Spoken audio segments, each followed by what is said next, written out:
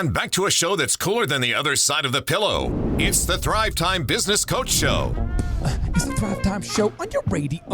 Get it on the broadcast or the podcast down low. We'll teach you the moves to make your business roll. Provide you the fuel to make you want to go. Whether you're a startup or a big-time baller, we'll teach you the systems to increase your dollars. Google Optimize, sales multiplies. We cite it all so we never lies. Pitch yourself as a truth, not a fable. My name is Clark, but I ain't Clark Gable. Next to me, it's Z. He owns Stables. And you can too if you unplug the cable. You could own Stables if you unplug that cable. Can you unpack the truth of that rhyme? We covered it in the last segment. And if you're driving or if you're at a truck stop or you're maybe in a cubicle eating lunch or you're in a Google self-driving car in Albuquerque wondering, will you make it to your destination? Will you make it to your destination? The thing, and you miss part of the show, you can always go on. We put it on a podcast, too. You can go to thrivetimeshow.com to get the knowledge. There you go. Boom. So what we're just talking about is how many hours a day people are watching TV. So cable is kind of an acronym or kind of a substitute for TV. So now you have Dish. You have just streaming. Right. So you may not even have cable. You may not even know what that is.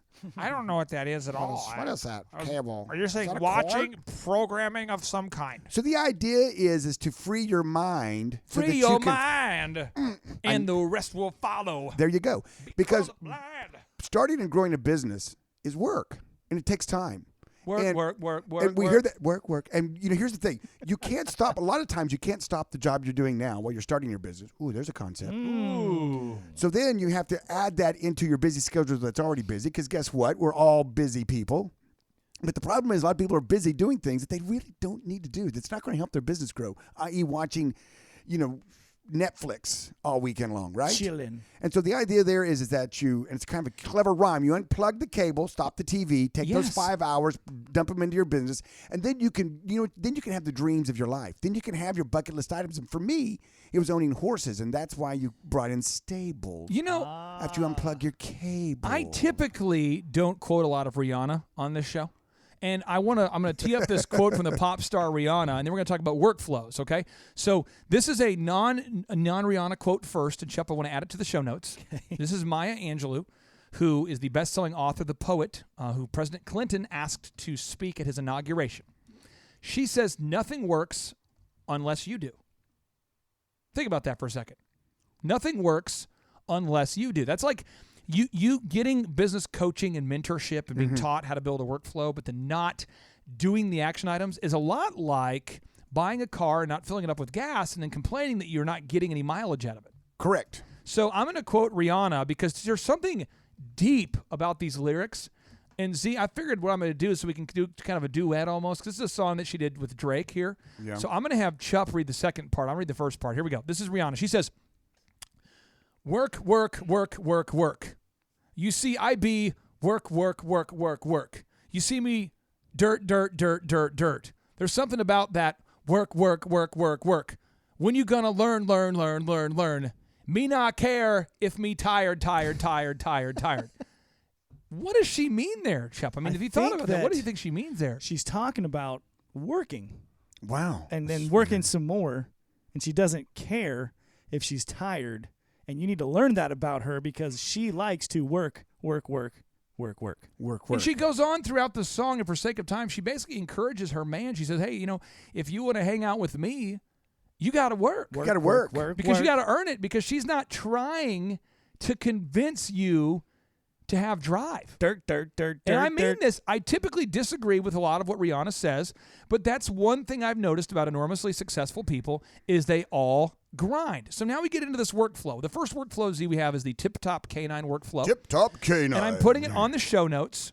And this is a business. Z, check this out. This is a business that all of the listeners can buy if they want to in their respective cities. It would be an investment. You got to buy a dog. You got to commit yourself to about 5 weeks of training. So, wow. Z, how many weeks of training did you have to become an optometrist? It's a long weekend in Puerto Rico. Okay, so a very long weekend in Puerto Rico. And I'm just giving you a number. It's probably about 300 hours of training you have to have. Mine was, 4 years of optometry, 4 years of undergrad. So think about this. For about 300 hours, 250 hours of training, and about $15,000 one-time investment to get a dog and a van and to auto wrap it, you can make 6 figures a year. Is that a good deal in your mind? That's crazy. Well, I mean, this is crazy. So here we go. I mean, we're talking about bringing in $20,000 a week of gross revenue. We put the business model up for you on today's show notes. So here we go. This is what they have to do every week for marketing. So this is all they have to do every single week, but they have to do it every week. See, they've got to get Google reviews from real customers. You got to. Why every week, Chup? Why every week?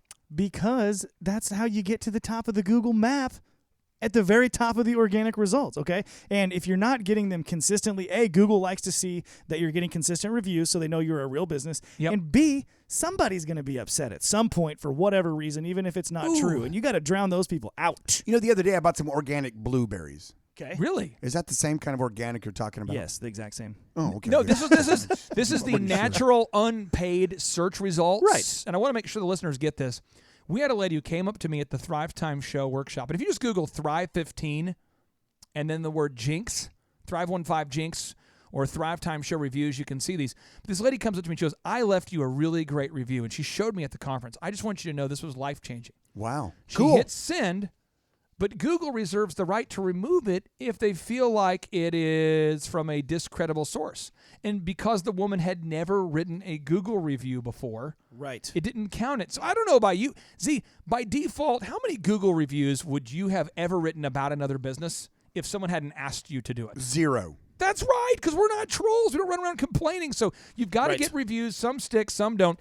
Then there's search engine, Chup. She's got to write, if you buy a tip-top canine, you've got to write content every week. Now, Chup, every week. Every week. You got to Why? add. Like I said, Google wants to see that consistency. You've got to consistently add content so that you have more original content on your website than your competition. And Google it'll help show them that you're a real business by not dumping a ton of content onto your website one week and then not touching it for a year and a half. They have 2 examples. I'm going to pull it up here. If you Google search Tulsa dog training, you see their ad is up there, right? They pay for that. Then you see them on the map. Right there. That's reviews. And then they come up right here twice on the first page. Twice on the first page. Twice. And then, so it's 2 times on the first page. Now, Chup, you had a float tank company you're working with right now? Yeah. What do I need to type in to find her? Tulsa float tanks. Tulsa float tanks? That makes sense. That's crazy. There she is. H2 Oasis Float Center. And how many new deals did she get the first week that she implemented the system? The first day we launched her new site, which had previously not given her any web leads like ever, she got 10 leads. We weren't even running advertisements yet. We literally launched a new site. She was already getting that traffic. They just had it wasn't there was no brainer. They didn't have an offer, and so now they got 10 leads on the first day. So a workflow is documenting what you need to do every week. It's like the blueprint. So on this document, I'm looking at it. You can look at it too if you go to thrivetimeshow.com. They got to get Google reviews, write content, run the Facebook ads, do retargeting ads, and they have to drop off free stuff to veterinarians. Z, why in the world would you want to drop off stuff every single week to a vendor you're trying to wow? Because that's how you wow them. Every week? Yes, What? I buy a lot of donuts. What? I buy a lot of donuts. My that company, my auto auction buys a lot of donuts. Is that a health tip? I'm writing that down. It's his new diet. That's my. How do you think I look like this? Donuts You and look donuts. great. It takes a lot of donuts to look like this. I don't know what happened. I followed this diet. I don't know. I don't eat them. I just sit up there, just practice my self-control, just surround myself with donuts, and then I just. When we come I don't back, eat them. I want you to break down why consistency, above all else, has to be in place for your workflow to work. I want Dr. Z, the master of consistency, the king of consistency, the Z, who's next to me, will break down the importance of daily diligence when we return from the break. You are now entering the dojo of Mojo and the Thrivetime Show. Can I kick it? Yes, you can. Can I kick it? Yes, you can. Can I kick it? Yes, you can. Can I kick it? Yes, you can. This is Clay Clark on the mic again. Myopic focus, tunnel vision. I'm focused on the mission to teach you the skills and give you the plans. Broadcasting from my lands to the left, to the Portlands. I'm here to tell you you can do it. Yes, you can. And now, my friend, you got 2 fans. He be the Z, comma, ands. I'll be the C, yes, ands. Now let's kick it like Batman, bam, and get a little nuts like pecans. I don't think a lot of people remember when Batman, anytime that Batman would do any kind of physical action, he would punch something on the screen and would say, Bam! Pow or pow. Pow! Wow! It's exam. Is it a lot of pows, a lot of bams, a lot of zips? Zap. And then I feel like he and Robin had sort of an ambiguous relationship that in today's time would be viewed differently. Just mentor. Because it was like, here's the deal. It's like, here's the deal, Robin. We're gonna wear underwear over our pajamas, our tights. Yeah. This is how Batman started. Batman says, he goes, so no, this is what he says. He says, Robin, let's go to Lululemon. And he says, okay, Batman, that sounds fun. all right, now here's the Robin. Now we're going to go to the boys section of Target, and I want to get some underoos and put those on over my Lululemon pants. And then every time, every time that we get something done, I want to make sure the screen says, bam. Boom. There's just something not right about it. There's something that just seems... Well, when you put it like that, it does. You've just destroyed a childhood memory of mine that I was happy with. Now, their relationship was. I've got to reassess myself. Robin, piggyback ride. No. Robin. Okay, I won't say. Not the podcast yet. Okay, sorry. I just was. Robin, why are you touching my leg? I mean, I just feel like I didn't say stop. Good stuff. Oh no, that's why I'm here. I'm the parent. I will correct the show, folks. Okay, we're good. Dad. Guardrails up. Guardrails up. These people want to know how to grow and start their business. They want to make money. Okay, let's get into it. Robin. Eyes up here. All right, so here we go. All right, so what you do is you document your marketing and your marketing systems first. It has to be documented. See, why do you have to get it out of your head and actually put it on a paper of some kind? Why do you have to eventually put it on a piece of paper, and then why do you have to consistently do it? Well, you have to, because what happens with that is it's a very powerful thing. It's like writing down your life goals. It's like writing down the mission statement of your life. It's like writing down what you're going to do today. It's like writing down what your business workflow is going to look like. It's a powerful thing to do, to write it down, because then what you can do is you don't forget it, number one. And you're held accountable by the people around you because they see your goals in front of you all the time in the office. The team members see, hey, Z, we're always supposed to run ads, right? Right. We're supposed to always bill insurance. Hey, boss, right? did you write that article this week? Oh, no. And accountability is something that can be not fun, especially, it's only not fun when you're not doing what you're supposed to be doing. Right, otherwise you're just kind of bragging. Otherwise, you're just kind of showing off. Step number 1 of your workflow, you got to nail down your branding. Then step number 2, you got to nail down your marketing and write down the marketing activities, the specific quota, the action items that must occur every week. Z, then the next box is sales conversion. You see, when the leads come in at Tip Top Canine, you know when the leads come into the website, Z, they have a certain text message that they send to people who fill out the form. And they have a certain voicemail they send. Z, they have a certain email they send. And you know what? They've been doing it so long. They've perfected it, Z. They've probably. Now I'm going to ask you a question. This is going to be crazy. This is going to be crazy. Is it something different than they first started doing? Yes. What I mean by this is that a lot of people out there will think to themselves, I don't want to send a text message until I know it's perfect. I don't want to send an email because I don't want. This is my one shot at them. So I want to make sure it's perfect. So I'm just going to save their email addresses, and I'm just going to perfect this email over time. And then when I get it perfect, I'm going to rock and roll. Done is better than perfect, Z. Bingo. Boom. Boom. And then over time, you tweak it. And Jack Dorsey couldn't be here today, but he's the guy it's a good one. Who founded Square. He founded Square, the payment systems company. And Z, the same man co-founded, this is huge, the same man co-founded a little company called Twitter. So Jack Dorsey, see, this is what he says. He says, make every detail perfect and then limit the number of details to perfect. He says, make every detail perfect, Z, and limit the number of details to perfect. Wow. What does he mean?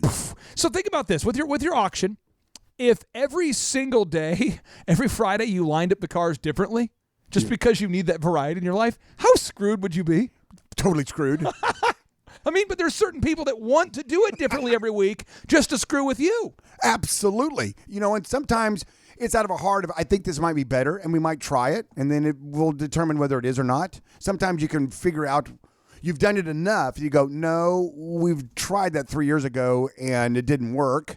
Because sometimes you get that new person in there who thinks they can maybe, make a better mousetrap. And I'm all about making a better mousetrap, don't get me wrong. But if it's something we've already tried, for example, and we already know it's not going to work, then I'm not going to entertain it. Now, the next box is you want to create the system for your service and how you deliver the product, how you deliver the service. The next box is human resources. The next box, as we're working from left to right here on this workflow, is accounting. And the next box is strategic growth. And you get the point. It's boxes from left to right, like a timeline. If you've never seen a workflow, William Shakespeare would say, brevity is the soul of wit. So I guess Bill S. would have said brevity is the soul of wit. And Steve Jobs said that simplicity is the ultimate sophistication. And then see here on the top right, it says what they need to do every week. So it says here, on Monday at 9, they need to have a team meeting. They need to have a financial meeting at noon. They need to have a group interview Tuesdays at 6. They got to have a group onboarding class on Saturdays at 6:30. And they got to do a weekly coaching call. See, why is it so important that you actually block the rocks into your schedule if you want to have total time freedom outside of those rocks? Because you won't do it. If you only do what's scheduled. Otherwise, you let the day drift you. Otherwise, you let the clock control you. You don't control the clock. It's all about we're control. So this is the thing I want to give you as much time to talk about as you want. I want to get Shep to break this down too. You are probably the most gregarious, seemingly random, childlike adult I've ever met. You're like the Peter Pan of entrepreneurship. It's like you want to be a kid, and you are a kid in many ways because you're such a rigorous old man and so fastidious and so crotchety about details. So it's like your discipline allows you to have the freedom, see? Well, and that's what we're all about here. Discipline is the bridge. Oof. Discipline is the bridge between the big idea and the execution of the idea. I like it when you finish my sentences, by the way. Sandwiches. Oh, sandwiches. Yeah. When he does that, because we work together that way, So discipline is there, and that's what happens. A lot of people have the big idea, and they see the success. They see the success that people have had. I see the iceberg. And it's that discipline, self-control that gets you over to it. I don't see the footings, but I see the house. I do not see the iceberg underneath the water, but I see the tip of the iceberg. I do not see the years of commitment. I just see the successful Dr. Robert Zutton and Associates. I do not see the money that was invested into concrete before there were any customers. I just see the results. And Clay, I look at it like this. I worked too hard. I grinded too much to let somebody else now take control of my day. Oh, come on. I worked too hard. I grinded too much to let somebody else take control of my day. So what kind of people try to take your day? What are little things during your day that maybe you just say no to, but everybody else... Got a minute? Nope. You got a minute meeting? Can we meet for a minute?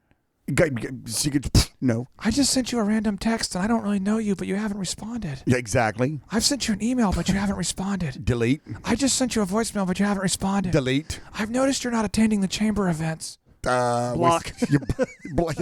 Block. I noticed that the hateful social media comment I wrote about you didn't respond. I didn't even read it. I noticed that.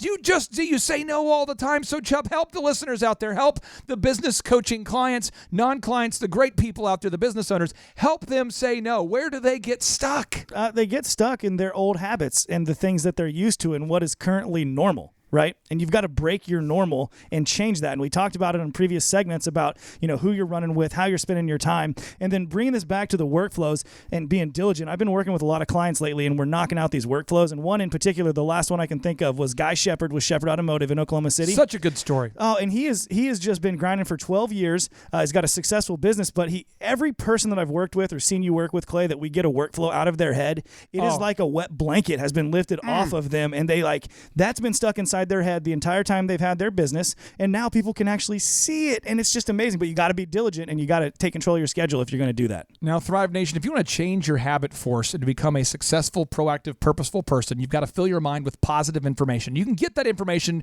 at thrivetimeshow.com, where we provide you with the four-fecta. We've got the podcasts. Come on. The one-on-one business coaching. Come on. The in-person workshops. Oh, yeah. And we have a video library of thousands of videos you can learn from mentors and not mistakes. I repeat, learn from mentors and not mistakes.